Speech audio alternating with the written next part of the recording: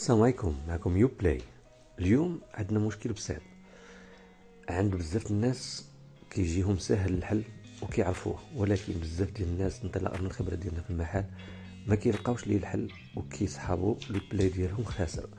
وهو عند اقتناء مثلا واحد الجهاز بي اس 3 من المحل، او لا ملي كتبدل الجهاز ديال بي اس 3 من تلفازه لتلفازه كتلقى الصوت في الاعدادات ملي كتنقل ما بين الاعدادات، ولكن ما كتلقاش الصوت ملي كتدخل اي جو عندك.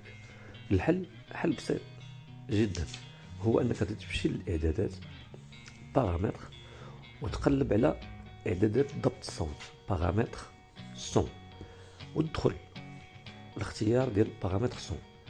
غادي تعزل الاختيار الاول اللي هو بارامتر سورتي اوديو، ومن وراها تعزل الاختيار الاول ايضا HDMI، ثم تعزل اوتوماتيك باش الاعدادات يتم الضبط ديالها اوتوماتيكيا مع التلفازه اللي عندك. وهنا غادي نمركوا على انهاء او تيرميني، وبالتالي غادي نكونوا حلينا المشكل اللي عندنا، وغادي نمشيو ندخلوا الجو اللي بغينا وغادي نلقاو فيه الصوت. مرحبا بكم ديما في يوبلاي.